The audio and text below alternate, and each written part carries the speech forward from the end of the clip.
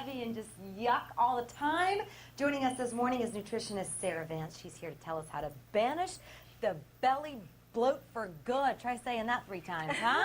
All right, so first of all, let's talk about how common this is, that a lot of folks, for whatever reason, maybe you've gone out to dinner, maybe you've had a meal at home, and you just feel terrible afterwards. It is very common. You know, it's normal for almost everybody has occasional digestive upset, but about 1 in 5 Americans, this is part of their daily life. You know, they're just kind of working around these issues, and there's definitely some things that they can do to try and fix it. Okay, so let's jump right in and tell us what we need to keep in mind when we're ordering out or making our own meals. Well, one of the first things, and this is true of everybody, is we think a lot of times digestion starts in our stomach. It actually starts before we even take a bite of food. Okay. And basically what it is we should just take a pause before we eat and look at our food, smell our food, because that gets our saliva going. Saliva is the first step because it has digestive enzymes, so that is really important. That is slowing down. I think, you know, we do things multitask. We eat in front of our computer, we drive through the drive-thru and eat, and that also can impair digestion because we're not chewing our food enough and that kind of thing. So those are 2 things. Down. Yeah. Okay, what did you bring here today? Well, one of the things I brought were probiotics because that's one of the big reasons that we're getting this bloating. Because what happens is if we have an imbalance of too much of the bad bacteria in there, or yeast, and those things can overgrow when we don't have good bacteria, then what happens is certain foods go into our belly and they ferment. They create, you know how like if you shake a big soda bottle and it goes, yeah, that's kind of what happens to our belly. And so, you know, really balancing out those good bacteria by just taking a probiotic, eating fermented foods, drinking things like kombucha. That's a real hot thing to do right now.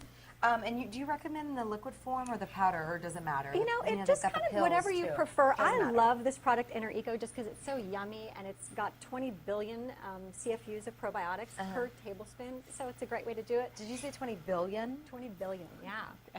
That's a lot of good bacteria. So that's just one thing to consider is just, you know, it's one of my top 5 supplements I think everybody should be taking. Right. Okay, what else do we have here? Well, I've got, you know, this is basically some foods that people might want to consider taking a break from for a little while. Especially for people who have IBS, you know, just kind of that irritable bowel where it's very unpredictable. You just kind of have foods that just you don't agree with anymore.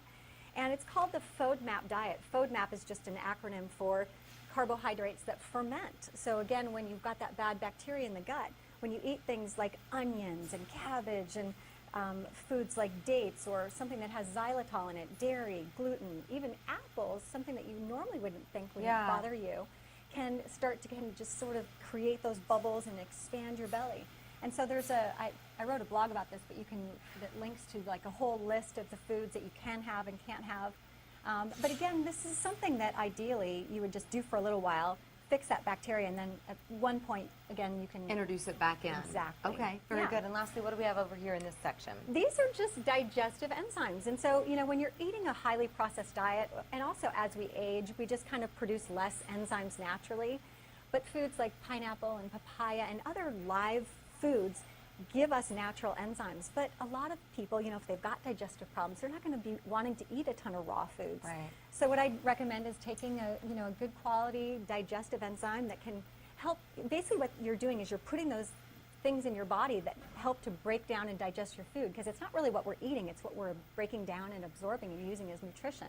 And that's just kind of a little helper that can kind of get you through when your digestion's not working so perfect. So. Gotcha. Excellent. Sara, thank you as always. We appreciate it. She's got a new Thank book coming out, by the way. It's called The Perfect Metabolism. Yep. Awesome stuff. If you'd like to get more information from Sara Vance, you can do so by simply going to our website. The information's up on your screen right now. We've also got it on our site. Just go to fox5sandiego.com and click on that Scene On tab. All right, Raul, back over to you.